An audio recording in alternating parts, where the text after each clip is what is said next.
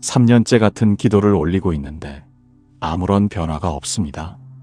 아침마다 눈을 뜨자마자 부처님을 생각하고 밤에 잠들기 전까지 관세음보살님의 이름을 부르며 하루를 보냅니다. 그런데도 삶은 조금도 나아지지 않는 것처럼 느껴집니다. 100일 기도를 2번, 3번 정성껏 드렸는데 오히려 상황은 더 어려워지기만 합니다. 빚은 눈덩이처럼 불어나고 병은 깊어지고 관계는 멀어져만 갑니다. 새벽 4시에 일어나 추운 겨울에도 더운 여름에도 한결같이 절에 갑니다. 108배를 정성껏 올리고 관세음보살 명호를 1000번씩 또박또박 외웁니다. 온 마음을 다해 기도하는데 인생은 여전히 제자리입니다. 때로는 뒤로 가는 것 같기도 합니다.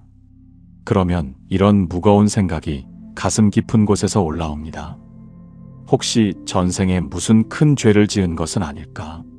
아마도 전생에 큰 악업을 지어서 이번 생에 그 대가를 치르고 있는 것은 아닐까? 부처님께서 기도를 들어주지 않으시는 것은 아닐까? 죄가 너무 많아서 부처님조차 외면하시는 것은 아닐까? 타고난 복이 없는 것은 아닐까? 팔자가 사나워서 아무리 노력해도 소용없는 것은 아닐까? 이런 절망적인 마음이 밤낮으로 우리를 짓누릅니다. 하지만 잠깐 멈춰서서 숨을 고르고 다시 한번 생각해 봅시다. 정말로 그럴까요? 정말로 부처님께서 우리를 외면하고 계실까요? 정말로 우리는 복이 없는 사람일까요? 정말로 우리의 간절한 기도는 헛된 것일까요? 아닙니다. 절대로 그렇지 않습니다. 부처님께서 법화경에서 분명하게 말씀하셨습니다. 관세음보살님의 이름을 정성껏 부르면 즉시 그 음성을 들으시고 일체의 고통에서 벗어나게 해주신다고 하셨습니다. 법화경을 읽고 받들면 무량무변한 공덕을 얻게 된다고 하셨습니다. 이것은 부처님의 약속입니다. 진리입니다. 우주를 관통하는 영원한 법칙입니다. 그렇다면 대체 왜 우리의 기도는 아직 이루어지지 않은 것처럼 보이는 걸까요? 무엇이 문제일까요? 어디서 길이 엇갈린 걸까요? 우리가 놓치고 있는 것은 무엇일까요? 오늘 이 시간에는 기도가 이루어지지 않는 것처럼 보이는 진짜 이유를 하나하나 살펴보겠습니다.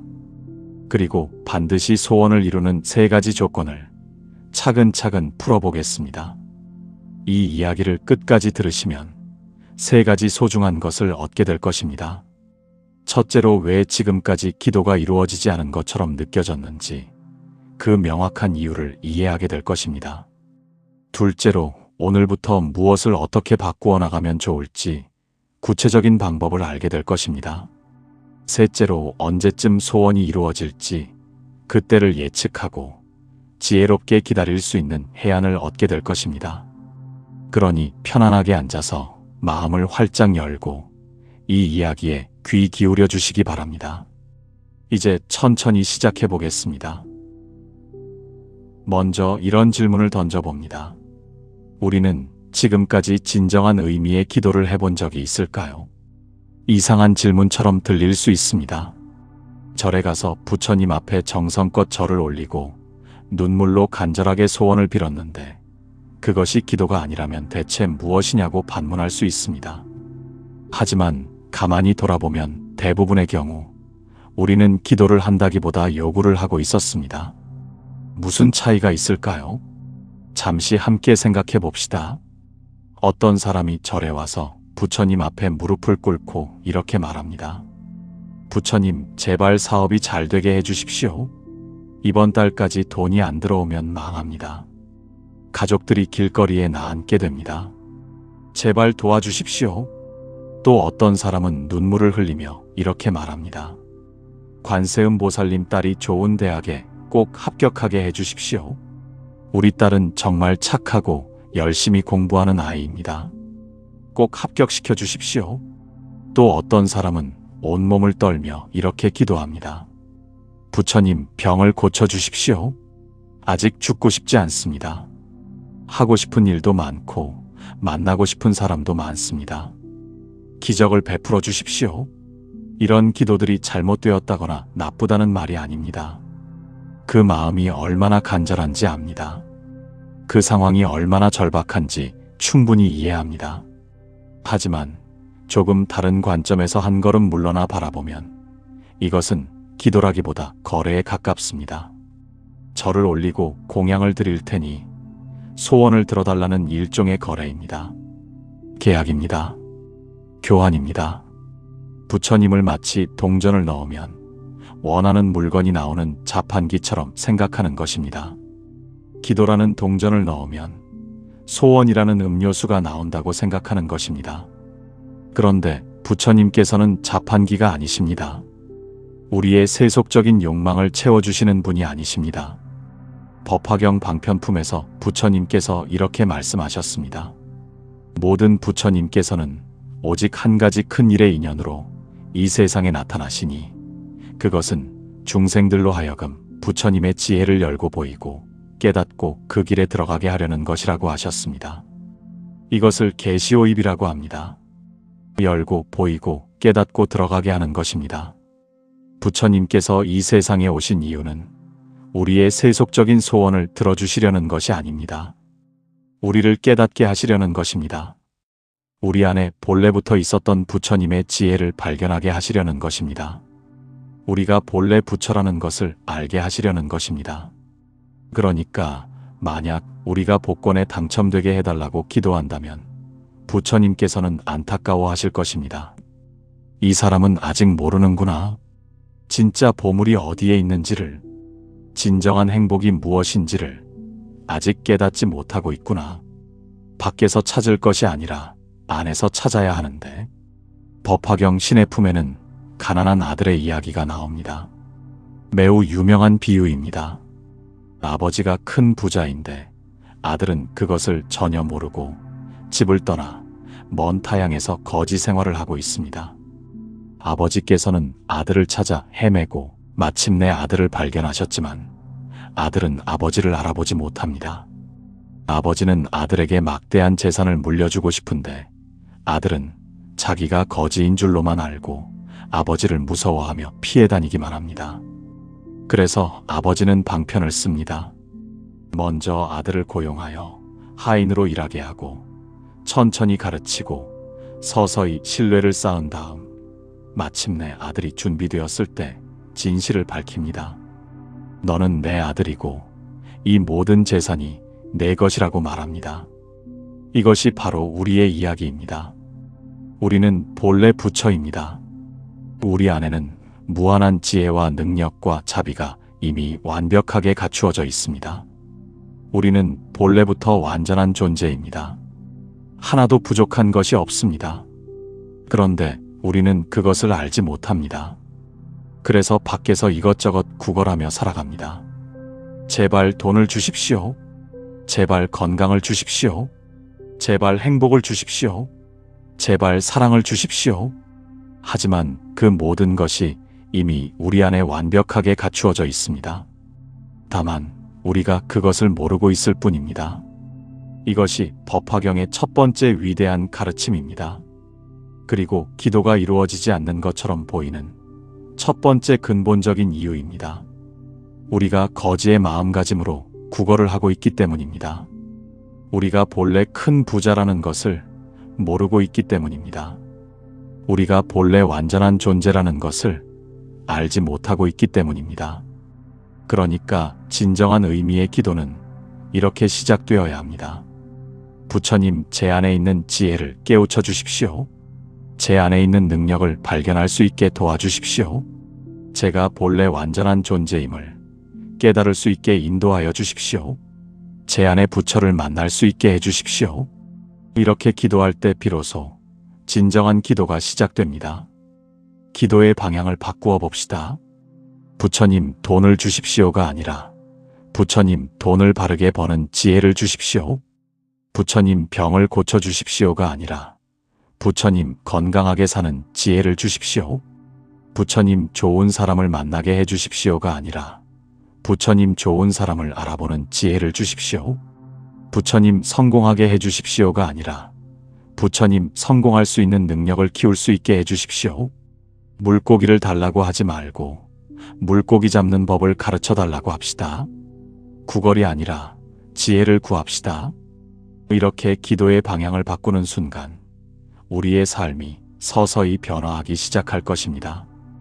이것이 기도가 이루어지지 않는 것처럼 보이는 첫 번째 근본적인 이유였습니다. 우리가 거지처럼 구걸을 하고 있었기 때문입니다. 우리가 본래 부자라는 것을 알지 못했기 때문입니다.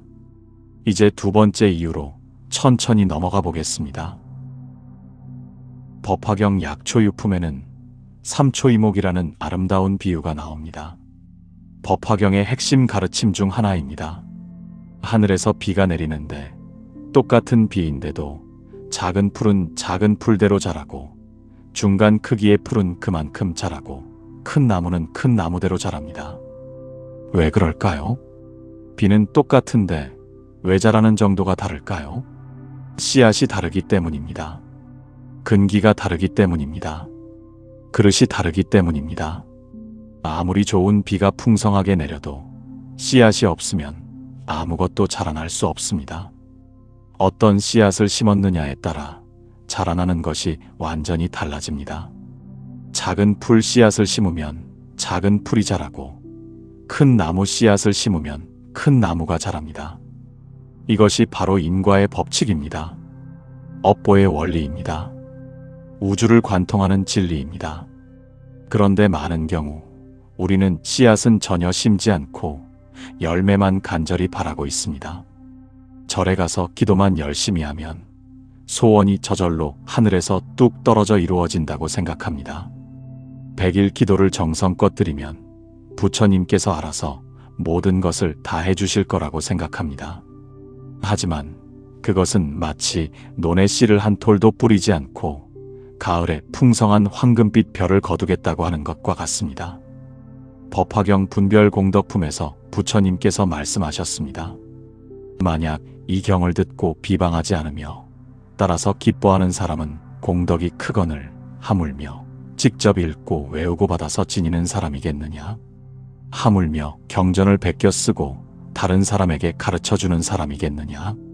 법화경을 듣기만 해도 공덕이 있고 읽기만 해도 공덕이 있습니다. 하지만 그것만으로는 부족합니다. 받아서 지녀야 합니다. 일상생활 속에서 몸소 실천해야 합니다. 공덕이라는 것은 씨앗입니다. 이 씨앗을 정성껏 심어야만 복이라는 열매가 맺힙니다. 그런데 많은 경우 우리는 공덕이라는 씨앗을 쌓지 않고 복이라는 열매만 바라고 있습니다. 절에 가서 기도는 열심히 하는데 보시는 하지 않습니다. 경전은 읽는데 실천은 하지 않습니다. 부처님께 소원은 간절히 비는데 부처님 말씀대로 살아가지는 않습니다. 이것이 과연 바른 길일까요? 씨앗을 심지 않고 열매를 달라고 하는 것과 같습니다. 예를 들어보겠습니다. 어떤 사람이 부자가 되고 싶어 합니다. 돈이 많아지기를 간절히 원합니다. 그래서 절에 가서 매일 정성껏 기도합니다. 부처님, 제발 부자로 만들어 주십시오. 많은 돈을 주십시오. 그런데 그 사람은 평소에 매우 인색합니다. 남에게 베풀지 않습니다. 어려운 사람을 길에서 보아도 모른 척 지나갑니다. 오직 자기 것만 꼭꼭 챙기고 움켜줍니다. 이런 사람이 부자가 될 수 있을까요? 안타깝게도 매우 어렵습니다. 왜냐하면 불을 만드는 씨앗을 전혀 심지 않았기 때문입니다. 불을 만드는 씨앗은 바로 보시입니다. 베푸는 것입니다. 나누는 것입니다. 함께하는 것입니다. 재물을 움켜주면 재물이 도망가고 재물을 나누면 재물이 불어납니다. 이것이 우주의 법칙입니다. 부처님의 가르침입니다. 법화경에서 말씀하시는 육바라밀 중 첫 번째가 바로 보시바라밀입니다. 보시는 단순히 착한 행동이 아닙니다. 복을 만드는 씨앗입니다. 불을 창조하는 근본입니다. 씨앗을 심지 않고 열매만 바라면 절대로 안 됩니다. 또 다른 예를 들어보겠습니다. 어떤 사람이 건강해지고 싶어 합니다. 병이 낫기를 간절히 원합니다. 그래서 절에 가서 열심히 기도합니다. 약사 열애 부처님, 병을 고쳐주십시오. 건강해지게 해주십시오. 그런데 그 사람은 평소에 술을 많이 마시고 담배를 피우고 밤을 새우고 과식을 하고 운동은 전혀 하지 않고 몸을 함부로 대합니다. 이런 사람의 병이 낫기를 바라는 것은 마치 불에 기름을 붓고 불이 꺼지기를 바라는 것과 같습니다. 건강의 씨앗은 절제입니다. 규칙적인 생활입니다. 몸을 소중히 여기는 것입니다. 자연의 리듬에 맞추어 사는 것입니다. 또 어떤 사람은 좋은 인연을 만나고 싶어 합니다. 좋은 배우자를, 좋은 친구를, 좋은 사업 파트너를 만나기를 간절히 원합니다. 그래서 절에 가서 기도합니다. 관세음 보살님, 좋은 사람을 만날 수 있게 해주십시오. 좋은 인연을 보내주십시오. 그런데 그 사람은 평소에 남을 함부로 대하고 험한 말을 하고 쉽게 화를 내고 다른 사람들을 미워하고 뒤에서 험담을 합니다. 이런 사람에게 좋은 인연이 찾아올까요? 안타깝게도 오지 않습니다. 좋은 인연의 씨앗은 좋은 말입니다. 좋은 행동입니다. 좋은 마음가짐입니다. 다른 사람을 존중하고 배려하는 것입니다. 씨앗을 심지 않고 열매만 바라는 것. 이것이 기도가 이루어지지 않는 것처럼 보이는 두 번째 근본적인 이유입니다. 그렇다면 우리는 무엇을 어떻게 해나가야 할까요? 법화경 보현보살권 발품에서 보현보살님께서 말씀하셨습니다. 만약 법화경을 받아 지니고 읽고 외우며 바르게 기억하고 수습하고 쓰는 사람은 당연히 석가모니 부처님을 뵙는 것이고 부처님의 입에서 직접 이 경전을 듣는 것이며 부처님을 공양하는 것이고 부처님께 칭찬받는 것이며 부처님께서 머리를 쓰다듬어 주시는 것이다. 법화경을 단순히 읽는 것으로 끝나는 것이 아니라 바르게 기억하고 수습해야 합니다. 일상생활 속에서 매 순간 실천해야 합니다. 그렇다면 구체적으로 무엇을 어떻게 실천하면 좋을까요? 하나하나 차근차근 살펴보겠습니다. 첫째로 보시를 실천합니다. 부자가 되고 싶다면 먼저 베풉니다. 역설적으로 들리지만 이것이 진리입니다. 가진 것이 별로 없다면 아주 작은 것부터 천천히 시작합니다. 길에서 만난 어려운 이웃에게 1,000원이라도 정성껏 나누어 드립니다. 힘든 상황에 있는 분께 10,000원이라도 따뜻한 마음과 함께 보탭니다. 절에 가면 작은 공양이라도 정성껏 올립니다. 재물이 넉넉하지 않다면 시간을 보시합니다. 봉사활동에 참여하고 어려운 분들을 도와드립니다. 시간도 여유롭지 않다면 미소를 보시합니다. 만나는 사람마다 밝게 웃어주고 따뜻한 말을 건네고 부드러운 마음을 나눕니다. 보시는 꼭 돈이 아니어도 됩니다. 미소도 보시입니다. 친절한 말도 보시입니다. 경청도 보시입니다. 이해도 보시입니다. 이렇게 보시를 시작하면 신기한 일이 일어나기 시작합니다. 돈이 조금씩 들어오기 시작하고 예상하지 못했던 곳에서 수입이 생기기 시작하고 기회가 찾아오기 시작합니다. 허황된 이야기처럼 들릴 수 있지만 이것은 미신이 아니라 우주의 법칙입니다. 인과의 진리입니다. 둘째로 지계를 실천합니다. 지계는 계율을 지킨다는 뜻입니다. 쉽게 말하면 바르고 정직하게 살아간다는 것입니다.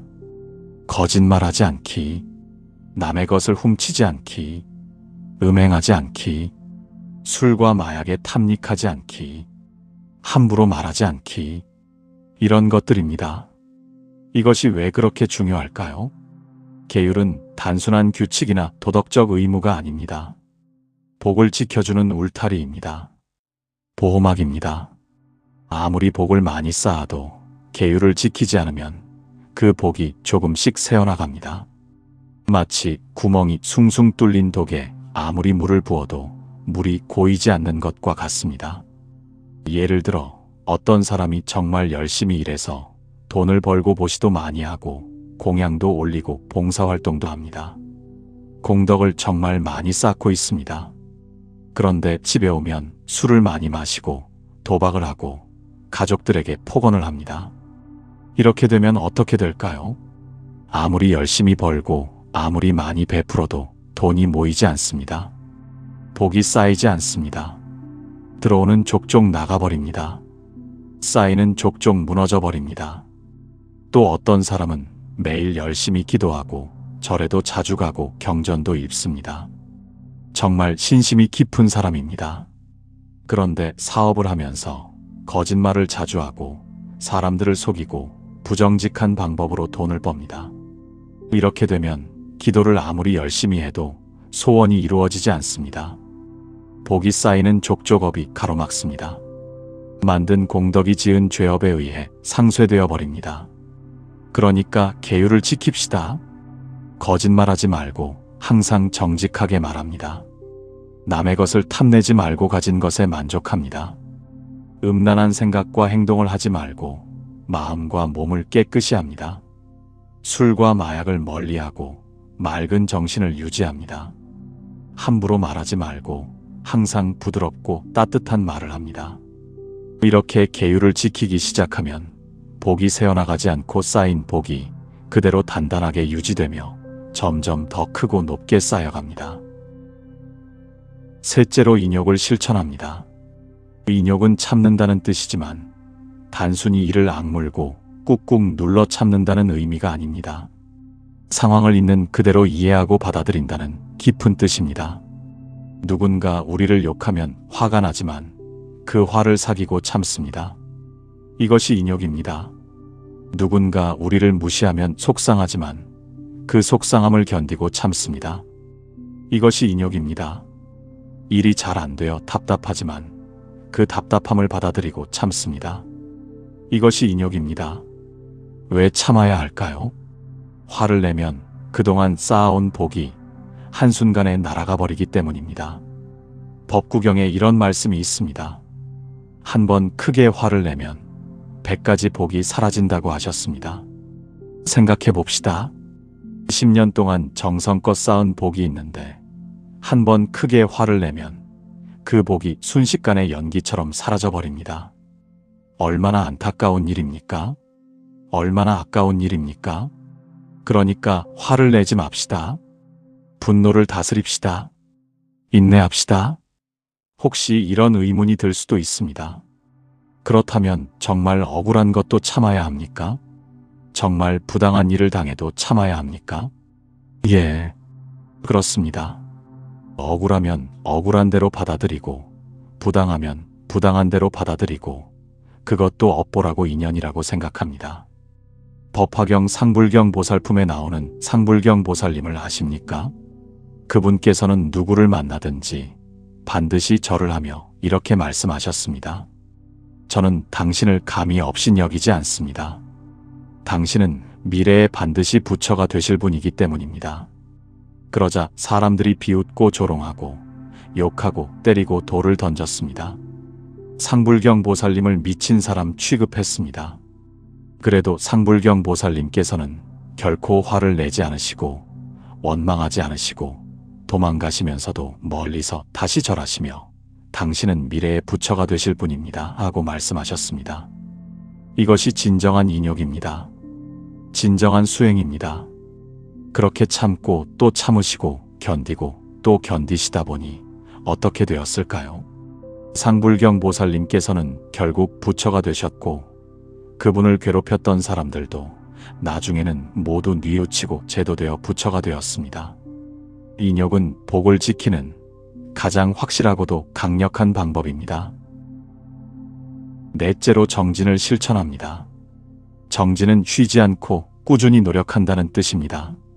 매일매일 게으르지 않고 부지런히 수행한다는 뜻입니다. 기도도 정진이 필요합니다. 하루 이틀 하고 그만두면 안 됩니다. 100일, 1000일, 만일을 계속해야 합니다. 법화경에서는 일념 3000을 말씀하시는데 한 생각 한 생각이 모두 소중하고 한순간 한순간이 모두 수행이라는 뜻입니다. 오늘 기도했으면 내일도 기도합니다. 모레도 기도합니다. 비가 와도 기도합니다. 눈이 와도 기도합니다. 아파도 기도합니다. 바빠도 기도합니다. 100일 동안 기도하고 1000일 동안 기도합니다.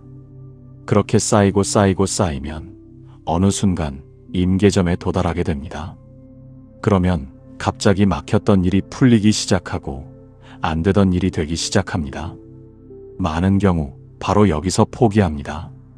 한 달 정성껏 기도하다가 이루어지지 않으니까 의심하고 포기합니다. 석 달 열심히 기도하다가 변화가 보이지 않으니까 화를 내고 그만둡니다. 하지만 조금만 더 하면 됩니다.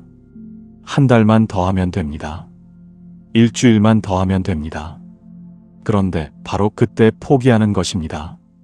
마치 우물을 파는 것과 같습니다.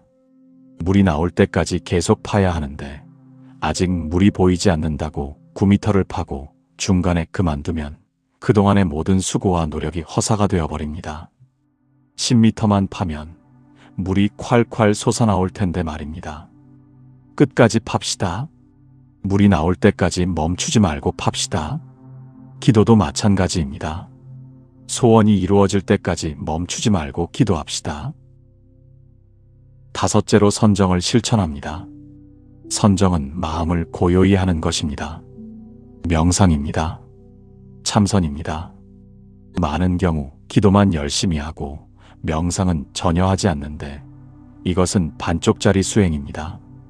기도는 부처님께 우리의 말씀을 올리는 것이고 명상은 부처님 말씀을 우리가 듣는 것입니다. 자기 말만 계속하고 상대방 말은 전혀 듣지 않으면 어떻게 제대로 된 대화가 이루어지겠습니까? 기도한 후에 조용히 앉아 있습니다. 10분이라도 좋고 5분이라도 좋습니다. 아무 생각도 하지 말고 오직 호흡에만 집중합니다. 숨이 들어오고 나가는 것을 지켜봅니다. 생각이 일어나면 그냥 흘려보내고 다시 호흡으로 돌아옵니다. 그러면 마음이 점점 고요해지고 그 고요함 속에서 지혜가 저절로 떠오르며 부처님의 음성을 들을 수 있습니다. 실제로 많은 분들이 명상하는 중에 오랫동안 풀리지 않던 문제의 답을 얻습니다. 고민하던 일의 해결책을 발견합니다. 어떻게 살아야 할지 방향을 찾습니다. 명상은 단순히 마음을 쉬게 하는 것이 아닙니다. 내면의 지혜를 깨우는 것입니다. 부처님과 소통하는 것입니다. 여섯째로 지혜를 실천합니다. 지혜는 사물을 있는 그대로 보는 것입니다. 본질을 꿰뚫어 보는 것입니다. 진리를 깨닫는 것입니다. 법화경을 공부하고 경전을 읽고 부처님 말씀을 배우고 좋은 법문을 듣고 훌륭한 스승을 가까이 합니다. 그러면 점점 지혜로워지고 어리석은 선택을 하지 않게 되며 바른 판단을 하게 되고 옳은 길을 가게 됩니다. 지혜로운 사람은 소원을 이루려고 애쓰는 것이 아니라 이미 이루어진 것을 발견합니다. 어리석은 사람은 밖에서 행복을 찾지만 지혜로운 사람은 안에서 행복을 발견합니다. 어리석은 사람은 조건이 갖추어져야 행복할 수 있다고 생각하지만 지혜로운 사람은 지금 이 순간 이미 행복하다는 것을 압니다. 이것이 육바라밀입니다. 모시, 지계, 인욕, 정진, 선정, 지혜. 이 6가지를 하나하나 정성껏 실천합니다. 그러면 우리는 씨앗을 심는 것입니다. 때가 되면 반드시 그 씨앗에서 싹이 나고 꽃이 피고 열매를 풍성하게 거두게 될 것입니다. 씨앗 없이 열매만 바라는 어리석음. 이것이 기도가 이루어지지 않는 것처럼 보이는 두 번째 근본적인 이유였습니다. 이제 세 번째이자 마지막 이유로 천천히 넘어가 보겠습니다. 법화경 열애수량품에 이런 깊은 말씀이 있습니다. 내가 부처를 이룬 이래 오래됨이 이와 같거늘 수명이 무량하여 아승기겁 동안 항상 머물러 멸하지 않는다고 하셨습니다. 부처님께서는 시간을 초월하신 영원한 존재이시라는 뜻입니다. 부처님께서는 과거에도 계셨고 현재에도 계시고 미래에도 영원히 계실 것입니다. 부처님께는 시작도 없고 끝도 없습니다. 그런데 우리는 시간 안에 갇혀 있습니다. 시간에 쫓기며 살아갑니다. 너무나도 조급합니다. 오늘 기도를 드렸으면 내일 당장 이루어지기를 바랍니다. 이번 달에 기도를 드렸으면 다음 달의 결과가 눈에 보이기를 바랍니다. 100일 기도를 마치면 즉시 소원이 이루어져야 한다고 생각합니다. 하지만 세상은 그렇게 급하게 돌아가지 않습니다. 우주에는 우주의 시간이 있고 자연에는 자연의 리듬이 있습니다. 씨앗을 심으면 언제 싹이 날까요? 오늘 심었으니 내일 싹이 날까요? 아닙니다. 며칠 또는 몇 주가 걸립니다. 씨앗의 종류에 따라 다르지만 적어도 며칠은 기다려야 합니다. 싹이 나면 언제 꽃이 필까요? 싹이 났으니 바로 다음 날 꽃이 필까요? 아닙니다. 몇 주 또는 몇 달이 걸립니다. 햇빛도 받아야 하고 물도 주어야 하고 영양분도 필요합니다. 꽃이 피면 언제 열매가 맺힐까요? 꽃이 피었으니 바로 다음 날 열매가 맺힐까요? 아닙니다. 또 몇 주 또는 몇 달이 걸립니다. 수정이 되어야 하고 열매가 자라야 하고 익어야 합니다. 모든 것에는 때가 있습니다. 자연의 법칙입니다. 우주의 진리입니다. 부처님의 가르침입니다. 전도서에 이런 아름다운 말씀이 있습니다. 천하의 모든 일에는 때가 있고 모든 목적을 이룰 시기가 있다. 태어날 때가 있고 죽을 때가 있으며 심을 때가 있고 거둘 때가 있으며 울 때가 있고 웃을 때가 있으며 슬퍼할 때가 있고 기뻐할 때가 있다. 불교도 마찬가지입니다. 모든 것에는 때가 있고 인연이 무르익을 시기가 있고 업보가 다할 때가 있습니다. 그런데 많은 경우 우리는 이것을 참지 못합니다. 한 달 정성껏 기도했는데 이루어지지 않으니까 의심하고 포기합니다. 석 달 열심히 기도했는데 변화가 보이지 않으니까 실망하고 화를 냅니다. 100일 기도를 눈물로 드렸는데 소원이 이루어지지 않으니까 절망합니다.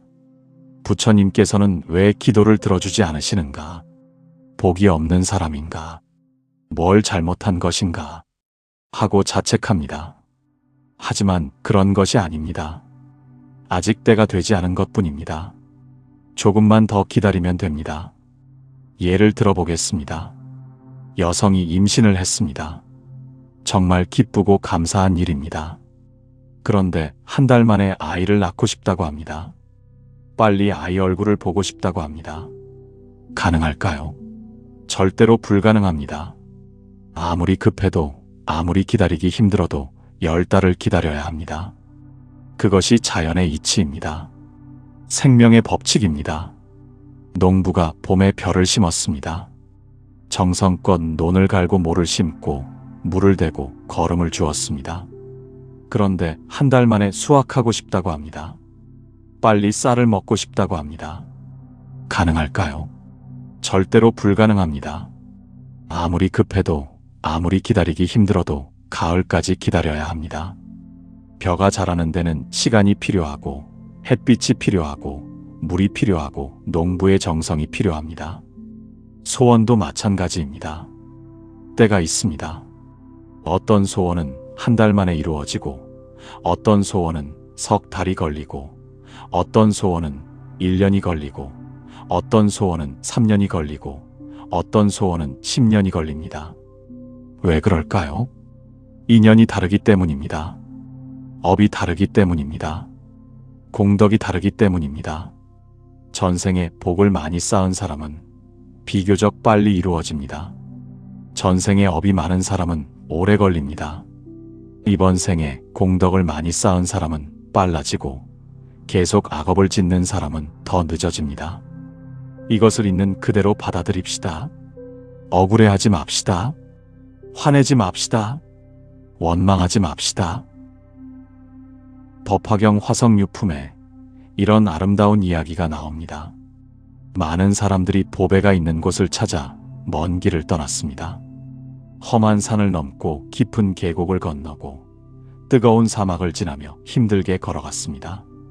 그런데 길 중간쯤 왔을 때 사람들이 너무 지쳐서 더 이상 갈 수 없다고 했습니다. 돌아가겠다고 했습니다. 포기하겠다고 했습니다. 그때 인도자께서 신통력으로 중간에 화성이라는 환상의 아름다운 성을 만들어서 사람들을 쉬게 하셨습니다. 사람들은 화성에서 충분히 쉬고 먹고 마시고 힘을 회복했습니다. 그러자 인도자께서 말씀하셨습니다. 이제 다시 출발합시다. 이 화성은 진짜가 아니라 여러분을 쉬게 하려고 내가 만든 것입니다. 진짜 보배가 있는 곳은 여기서 조금만 더 가면 됩니다. 포기하지 마시고 다시 힘을 내십시오. 사람들은 다시 힘을 내어 걸었고 마침내 보배가 있는 곳에 도착했습니다. 깨달음에 이르는 길이 멀고 험하니 부처님께서는 중간중간에 쉴 수 있는 곳을 만들어 주십니다. 그것이 바로 소원 성취입니다. 우리의 소원이 아직 이루어지지 않았다면 지금은 화성에 가는 중입니다. 지금은 쉬는 시간입니다. 조금만 더 기다리면 다시 길이 열리고 반드시 진짜 보배가 있는 곳에 도착할 것입니다. 포기하지 맙시다. 화내지 맙시다. 의심하지 맙시다. 계속 기도합시다. 계속 실천합시다. 계속 믿읍시다. 그러면 반드시 때가 올 것입니다. 법화경 열애수량품에서 부처님께서 말씀하셨습니다. 내가 중생을 보고 도를 구하는 마음이 게으르고 나태함을 보면 곧 내가 멸도에 들어가는 것으로 교화한다. 그러나 실제로는 멸하지 않고 항상 여기서 법을 설하고 있다. 부처님께서는 우리를 제도하시기 위해 때로는 멀리 계신 것처럼 보이신다는 뜻입니다. 때로는 안 계신 것처럼 느껴지게 하신다는 뜻입니다. 그래야 우리가 더 간절히 구하고 더 열심히 수행하기 때문입니다. 마치 어머니께서 아이를 가르치실 때 일부러 손을 놓고 떨어져서 지켜보시는 것과 같습니다. 어머니께서 안 계신 것이 아닙니다. 버리신 것이 아닙니다. 바로 옆에서 지켜보고 계시지만 아이가 스스로 일어서고 스스로 걸을 수 있도록 일부러 손을 놓으시는 것입니다. 아이가 넘어지면 달려가서 일으켜 주시고 아이가 다치려고 하면 재빨리 막아주시지만 평소에는 조금 떨어져서 지켜보시는 것입니다. 부처님께서도 마찬가지이십니다. 우리의 기도를 듣지 않으시는 것이 아닙니다. 다 들으시고 계십니다. 우리를 외면하시는 것이 아닙니다. 항상 지켜보고 계십니다. 다만 때가 되어야 응답해 주시는 것입니다. 우리가 준비될 때까지 기다려 주시는 것입니다. 우리가 진정으로 변화할 때까지 참아 주시는 것입니다. 우리가 깨달을 때까지 인도해 주시는 것입니다. 그러니까 조급해하지 맙시다. 포기하지 맙시다. 원망하지 맙시다.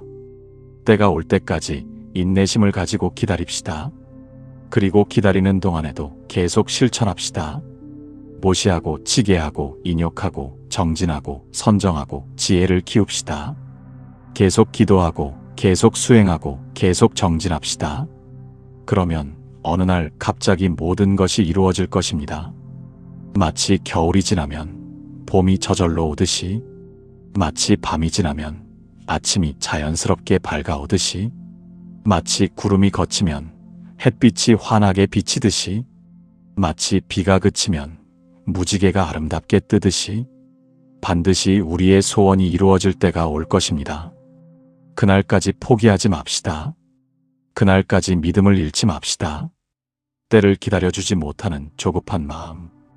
이것이 기도가 이루어지지 않는 것처럼 보이는 세 번째 근본적인 이유였습니다. 이제 우리는 기도가 이루어지지 않는 것처럼 보이는 세 가지 이유를 모두 알게 되었습니다. 그렇다면 이제 반대로 생각해 봅시다. 소원을 반드시 이루려면 무엇이 필요할까요? 법화경이 알려주시는 소원 성취의 세 가지 조건을 살펴보겠습니다. 지금까지 기도가 이루어지지 않는 것처럼 보이는 세 가지 이유를 하나하나 살펴보았습니다. 이제 그것을 뒤집어서 소원을 반드시 이루는 세 가지 조건을 알아보겠습니다. 이것은 법화경이 우리에게 알려주시는 확실한 방법입니다. 수천 년 동안 수많은 분들께서 실제로 실천하시고 검증하신 진리입니다. 이 세 가지 조건만 제대로 갖추면 소원은 반드시 이루어집니다. 첫 번째 조건은 바른 믿음입니다. 법화경 방편품에서 부처님께서 말씀하셨습니다. 사리부라, 너는 마땅히 알아야 한다. 열애의 방편으로 지혜의 빛을 깊이 들어감을 오직 믿음으로써만 알 수 있다. 믿어야 한다는 것입니다. 의심하지 말아야 한다는 것입니다. 확신을 가져야 한다는 것입니다. 하지만 맹목적으로 무조건 믿으라는 것이 아니라 바르게 제대로 믿으라는 것입니다. 그렇다면 바른 믿음이란 구체적으로 무엇일까요? 첫째로 부처님을 믿는 것입니다. 부처님께서 거짓말을 하실 리가 없습니다. 부처님께서 우리를 속이실 리가 없습니다. 부처님께서 법화경에서 관세음 보살님의 이름을 정성껏 부르면 고통에서 벗어난다고 분명히 말씀하셨습니다. 이것을 온전히 믿읍시다. 의심하지 맙시다. 정말 그럴까요? 과학적으로 증명된 것인가요? 혹시 미신은 아닐까요? 이런 생각은 내려놓읍시다. 부처님의 말씀이면 충분합니다. 그것으로 족합니다. 그 이상의 증명이 필요하지 않습니다. 2500년 동안 수많은 분들께서 이것을 실천하셨고 검증하셨고 효과를 보셨습니다. 그것이 가장 확실한 증명입니다. 둘째로 자기 자신을 믿는 것입니다. 법화경 방편품에서 부처님께서 말씀하셨듯이 일체 중생이 모두 불성이 있고 모두 부처가 될 수 있습니다. 우리도 할 수 있습니다. 우리도 이룰 수 있습니다. 우리 안에는 무한한 가능성이 잠재되어 있습니다. 자기 자신을 믿읍시다. 나는 안 돼. 나는 능력이 없어. 나는 복이 없어. 나는 전생에 죄를 지었어. 이런 부정적인 생각은 완전히 버립시다. 우리는 본래 완전한 존재입니다. 본래 부처입니다. 본래 모든 것을 다 가지고 있는 존재입니다. 이것을 깊이 믿읍시다. 셋째로 인과를 믿는 것입니다. 씨앗을 심으면 반드시 싹이 납니다. 공덕을 쌓으면 반드시 복이 옵니다. 이것은 변하지 않는 자연의 법칙입니다. 우주의 진리입니다. 의심하지 맙시다. 이렇게 해도 정말 될까요? 진짜 이루어질까요? 혹시 나만 안 되는 것은 아닐까요? 반드시 이루어집니다. 조금의 의심도 없이 확신합시다. 다만 때가 있을 뿐입니다. 과정이 필요할 뿐입니다. 법화경 야광보살본사품에 이런 말씀이 있습니다. 야광아, 이 법화경을 받아 지니는 분은 이미 과거에 무량천만억의 부처님을 공양하시고 큰 서원을 이루신 분이고 대승의 씨앗을 심으신 분이다. 우리가 지금 이 순간 법화경을 만난 것은 결코 우연이 아닙니다. 지금 이 이야기를 듣고 있는 것은 우연이 아닙니다. 전생에 이미 큰 공덕을 쌓았기 때문입니다. 전생에 이미 준비를 해왔기 때문입니다. 자신감을 가집시다. 우리는 이미 준비된 사람입니다. 우리는 반드시 이룰 수 있습니다. 이것이 바른 믿음입니다. 첫 번째 조건입니다. 두 번째 조건은 바른 실천입니다. 믿음만으로는 아직 부족합니다. 반드시 실천이 필요합니다. 믿음은 뿌리입니다. 실천은 줄기입니다. 소원 성취는 꽃이고 열매입니다. 법화경 보현보살권 발품에서 보현보살님께서 말씀하셨습니다. 만약 법화경을 받아 지니고 읽고 외우며 바르게 기억하고 수습하고 쓰시는 분은 제가 유가백천만억 나유타의 권속과 함께 그분을 직접 보호하겠고 그분이 가시는 곳마다 함께 가겠고 그분을 모든 악으로부터 지켜드리겠다. 단순히 받아 지니고 읽고 외우는 것으로 끝나는 것이 아니라 기억하고 수습하고 쓰라는 것입니다. 몸소 실천하라는 뜻입니다. 경전을 읽는 것으로 끝나는 것이 아니라 일상생활 속에서 매 순간 실천해야 합니다.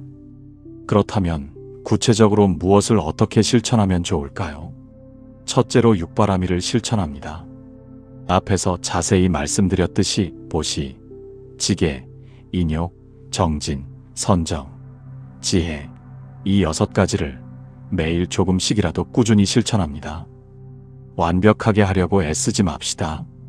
1000원이라도 보시하고 거짓말 하나라도 안 하고, 화 한 번이라도 참고, 기도 한 번이라도 더 하고, 명상 5분이라도 하고, 경전 한 페이지라도 읽읍시다. 작은 것부터 천천히 시작하면 그것이 매일 쌓이고 쌓여서 1년이 지나면 큰 공덕이 되고 10년이 지나면 엄청난 복이 됩니다. 둘째로 법화경을 독송합니다.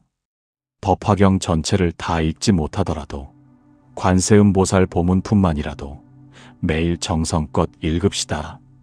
관음경이라고 따로 나온 책도 있고 10분이면 충분히 읽을 수 있습니다. 매일 아침 일어나서 한 번 읽거나 저녁에 자기 전에 한 번 읽고 그렇게 100일 동안 읽고 1000일 동안 읽읍시다. 그러면 그 공덕이 눈에 보이지 않게 쌓입니다. 셋째로 관세음보살 명호를 염송합니다. 나무관세음보살. 이 거룩한 명호를 하루에 108번 정성껏 외웁시다. 아침에 일어나서 108번, 저녁에 자기 전에 108번, 혹은 틈날 때마다 외워서 하루에 1000번이라도 외웁시다. 걸어가면서 외우고, 버스나 지하철을 타고 가면서 외우고, 일을 하면서도 마음으로 외웁시다. 입으로 외우고, 마음으로 외우고, 온몸으로 외웁시다. 그러면 관세음보살님께서 항상 우리를 지켜보고 계시고 보호해주고 계십니다. 넷째로 108배를 합니다. 절은 몸으로 하는 최고의 수행입니다. 몸을 낮추는 것은 곧 마음을 낮추는 것입니다. 교만과 아집을 버리는 것입니다. 매일 108배를 하되 시간이 없거나 몸이 불편하면 50배라도 하고 정말 어려우면 10배라도 합시다. 숫자가 중요한 것이 아니라 정성이 중요합니다. 절하면서 관세음보살 명호를 외우고 절하면서 소원을 빌고 절하면서 참회도 합시다. 그러면 몸도 건강해지고 마음도 맑아지고 업장도 소멸됩니다. 다섯째로 보시를 생활화합니다. 매일 조금씩이라도 꾸준히 보시하되 길에서 어려운 이웃을 만나면 1000원이라도 정성껏 나누어 드리고 절에 가면 1000원이라도 향과 함께 시주하고 어려운 일을 당하신 분이 계시면 10,000원이라도 도와드립시다. 많은 금액이 중요한 것이 아니라 정성과 지속성이 중요합니다. 재물이 넉넉하지 않으면 미소를 보시하고 좋은 말을 보시하고 따뜻한 마음을 보시하고 경청을 보시합시다. 보시는 복을 만드는 가장 확실하고도 빠른 방법입니다. 여섯째로 계율을 지킵니다. 거짓말하지 말고 항상 정직하게 말합니다. 남의 것을 탐내지 말고 가진 것에 감사합니다. 음란한 생각과 행동을 하지 말고 몸과 마음을 깨끗이 합니다. 술과 마약을 멀리하고 맑은 정신을 유지합니다. 함부로 거친 말을 하지 말고 항상 부드럽고 따뜻한 말을 합니다. 이 5가지 계율만 잘 지켜도 복은 새어나가지 않고 온전히 보존됩니다. 이것이 바른 실천입니다. 두 번째 조건입니다. 세 번째 조건은 바른 기다림입니다. 믿음도 있고 실천도 열심히 하는데 왜 아직 안 되느냐고 답답해할 수 있습니다. 아직 때가 되지 않았기 때문입니다. 조금만 더 기다리면 됩니다. 법화경 열애수량품에서 부처님께서 말씀하셨습니다. 내가 중생을 제도하되 방편으로 열반에 드는 것처럼 보이나 실은 항상 이 세상에 있으면서 법을 설하고 있다. 나는 신통력으로 중생들이 가까이 있어도 보지 못하게 한다. 부처님께서는 항상 우리 곁에 계시지만 때로는 멀리 계신 것처럼 느껴지게 하신다는 뜻입니다. 때로는 안 계신 것처럼 보이게 하신다는 뜻입니다. 왜 그러실까요? 우리를 시험하시기 위해서입니다. 우리의 믿음이 진짜인지 가짜인지 확인하시려는 것입니다. 우리가 진정으로 변화했는지 보시려는 것입니다. 한두 달 기도하다가 안 된다고 포기하는 사람은 진짜 믿음이 없는 것입니다. 100일 기도하다가 안 된다고 화를 내는 사람은 아직 준비가 안 된 것입니다. 끝까지 포기하지 않고 계속 기도하고 계속 실천하고 계속 기다리는 사람이 진짜 믿음이 있는 것입니다. 진정으로 깨달을 준비가 된 것입니다. 그러니까 기다립시다. 한 달 해도 안 되면 석 달 합시다. 석 달 해도 안 되면 100일 합시다. 100일 해도 안 되면 1000일 합시다. 1000일 해도 안 되면 10,000일 합시다. 10,000일이요? 네, 10,000일입니다. 농담이 아니고 과장이 아니고 진심입니다. 어떤 업은 그만큼 무겁고 그만큼 깊으니 그만큼 오래 기도해야 하고 그만큼 오래 기다려야 합니다. 법화경 상불경 보살품에 나오시는 상불경 보살님께서는 수십 년 동안 욕을 먹고 맞으시면서도 포기하지 않으시고 계속 절하시고 계속 예를 올리셨습니다. 그러시자 어떻게 되었을까요? 결국 부처가 되셨고 자신을 괴롭혔던 모든 분들도 나중에는 다 뉘우치고 제도되어 부처가 되었습니다. 이것이 바른 기다림입니다. 진정한 인내입니다. 포기하지 않는 것, 끝까지 믿는 것, 계속 실천하는 것. 그러면 반드시 때가 오고 어느 날 갑자기 모든 것이 한꺼번에 풀립니다. 마치 봄이 오면 얼어붙었던 땅이 녹고 얼음이 녹아 물이 흐르듯이, 마치 해가 뜨면 어둠이 물러가고 세상이 환해지듯이 자연스럽게 저절로 이루어집니다. 법화경 화성유품에서 부처님께서 말씀하셨습니다. 너희들이 지금 도착한 이 화성이 진짜라고 생각하지만 사실은 내가 너희들을 쉬게 하려고 방편으로 만든 것이다. 진짜 보배가 있는 곳은 여기가 아니라 조금만 더 가면 있다. 포기하지 말고 다시 힘을 내어 출발하라. 우리가 원하는 세속적인 소원이 이루어지는 것은 최종 목표가 아니라 중간 목표일 뿐입니다.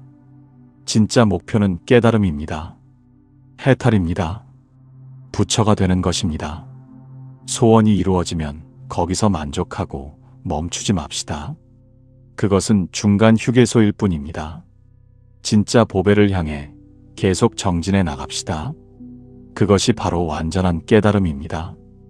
이것이 바른 기다림입니다. 세 번째 조건입니다. 지금까지 정말 긴 이야기를 끝까지 들어주셔서 진심으로 감사드립니다. 마지막으로 오늘 배운 내용을 정리하고 오늘부터 바로 실천할 것들을 하나하나 차근차근 살펴보겠습니다. 첫째로 기도의 방향을 오늘부터 조금 바꿉니다. 부처님 돈을 주십시오가 아니라 부처님 돈을 바르게 버는 지혜를 주십시오. 부처님 병을 고쳐주십시오가 아니라 부처님 건강하게 사는 지혜를 주십시오. 부처님 좋은 사람을 만나게 해주십시오가 아니라 부처님 좋은 사람을 알아보는 지혜를 주십시오. 부처님 성공하게 해주십시오가 아니라 부처님 성공할 수 있는 능력을 키우게 해주십시오. 물고기를 달라고 하지 말고 물고기 잡는 법을 가르쳐 달라고 합시다. 구걸이 아니라 지혜를 구합시다. 둘째로 실천을 오늘 당장 시작합니다. 내일부터가 아니라 오늘부터, 다음 주부터가 아니라 지금 이 순간부터 시작합니다. 하루에 1,000원이라도 정성껏 보시하고 거짓말 하나라도 하지 않고 화 한 번이라도 꾹 참고 관세음보살 명호를 100번이라도 정성껏 외우고 절을 10번이라도 올립니다. 처음부터 거창하게 하려고 하지 맙시다. 작은 것부터 천천히 시작하면 그것이 매일 쌓이고 쌓여서 한 달이 지나면 습관이 되고 1년이 지나면 큰 공덕이 되고 10년이 지나면 엄청난 복이 됩니다. 셋째로 끝까지 포기하지 말고 기다립니다. 한 달 정성껏 해도 변화가 보이지 않는다고 포기하지 맙시다. 석 달 열심히 해도 결과가 나타나지 않는다고 화내지 맙시다. 100일 기도를 눈물로 드려도 소원이 이루어지지 않는다고 의심하지 맙시다. 계속합시다. 끝까지 믿읍시다. 인내심을 가지고 기다립시다. 반드시 때가 오고 반드시 이루어집니다. 부처님께서는 절대로 거짓말하지 않으십니다. 넷째로 집착을 내려놓습니다. 꼭 이렇게 되어야 한다. 꼭 이것을 얻어야 한다. 꼭 이 방법으로 이루어져야 한다. 이런 강한 집착은 조금씩 내려놓읍시다. 부처님께서 가장 좋은 것으로 가장 좋은 방법으로 가장 좋은 때에 주실 것입니다. 부처님께 온전히 맡깁시다. 우리가 원하는 것보다 훨씬 더 좋은 것을 주실 수도 있고 우리가 생각하는 것보다 훨씬 더 좋은 방법으로 이루어지실 수도 있습니다. 다섯째로 이미 가지고 있는 것에 감사합니다. 없는 것만 보지 말고 있는 것을 봅시다. 건강한 몸이 있습니다. 숨을 쉴 수 있습니다. 걸을 수 있습니다. 볼 수 있습니다. 들을 수 있습니다. 말할 수 있습니다. 생각할 수 있습니다. 가족이 있습니다. 친구가 있습니다. 집이 있습니다. 밥을 먹을 수 있습니다. 잠을 잘 곳이 있습니다. 이 모든 것이 당연한 것이 아니라 큰 복입니다. 큰 은혜입니다. 이 모든 것에 매일 감사합시다.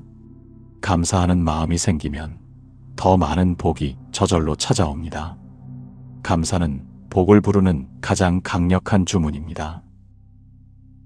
오늘 이 긴 이야기를 처음부터 끝까지 정성껏 들어주셔서 진심으로 감사드립니다.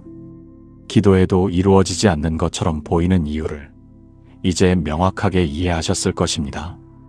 첫째로 거지의 마음가짐으로 구걸을 하고 있었기 때문입니다. 둘째로 씨앗 없이 열매만 바라고 있었기 때문입니다. 셋째로 때를 기다려주지 못하고 너무 조급해했기 때문입니다. 그렇다면 반대로 소원을 반드시 이루는 세 가지 조건은 무엇일까요? 첫째로 바른 믿음입니다. 부처님을 온전히 믿고 자기 자신을 깊이 믿고 인과의 법칙을 확실히 믿읍시다. 둘째로 바른 실천입니다. 육바라밀을 꾸준히 실천하고 법화경을 매일 독송하고 관세음보살 명호를 열심히 염송합시다. 셋째로 바른 기다림입니다. 절대로 포기하지 말고 끝까지 믿고 계속 실천하고 인내심을 가지고 때가 올 때까지 기다립시다. 이 세 가지 조건만 제대로 갖추면 소원은 반드시 이루어집니다. 법화경 관세음보살 보문품에서 부처님께서 분명히 말씀하셨습니다. 만약 무량 백천만억의 중생들이 온갖 고뇌와 괴로움을 받을 때 관세음보살의 이름을 듣고 일심으로 그 이름을 정성껏 부르면 관세음보살께서 즉시 그 음성을 들으시고 모두 해탈하게 하시고 모두 고통에서 벗어나게 하신다. 이 말씀을 온전히 믿고 조금도 의심하지 맙시다. 지금 이 순간 관세음보살님의 이름을 간절히 부르면 관세음보살님께서 듣고 계십니다. 지금 이 순간 눈물로 기도하면 부처님께서 듣고 계십니다. 지금 이 순간 정성껏 수행하면 모든 부처님과 보살님들께서 지켜보고 계십니다. 다만 때가 올 때까지 조금만 더 기다리고 기다리는 동안 계속 실천합시다. 그러면 어느 날 갑자기 모든 것이 한꺼번에 이루어질 것입니다. 마치 겨울이 아무리 길고 추워도 반드시 봄이 오듯이, 마치 밤이 아무리 길고 어두워도 반드시 아침이 밝아오듯이, 마치 비가 아무리 많이 와도 반드시 그치고 햇빛이 나오듯이, 마치 구름이 아무리 두껍게 끼어 있어도 반드시 걷히고 파란 하늘이 드러나듯이 반드시 소원이 이루어질 날이 올 것입니다. 그날까지 절대로 포기하지 맙시다. 그날까지 믿음을 잃지 맙시다. 부처님께서 항상 자애롭게 지켜보고 계시고 관세음보살님께서 기도를 하나도 빠짐없이 듣고 계시고 모든 부처님과 보살님들께서 보호하고 계십니다. 오늘부터 새로운 마음으로 새롭게 시작합시다. 나무석가모니불, 나무묘법연화경, 나무대자대비 구고관세음보살. 이 영상이 도움이 되셨다면 구독과 좋아요 버튼을 눌러주시면 정말 감사하겠습니다. 구독을 해주시면 법화경의 깊고 오묘한 가르침과 실제로 소원을 이룰 수 있는 구체적인 방법들을 담은 영상들을 앞으로도 계속해서 받아보실 수 있습니다. 좋아요를 눌러주시면 더 많은 분들께서 이 귀한 가르침을 접하실 수 있고 함께 깨달음의 길을 걸어가실 수 있습니다. 그리고 댓글로 여러분의 소중한 기도 이야기와 경험을 나누어 주시면 함께 정성껏 기도 올리겠습니다. 모든 소원이 원만하게 이루어지시고 삶에 평안과 기쁨과 행복이 가득하시기를 진심으로 기원합니다. 감사합니다.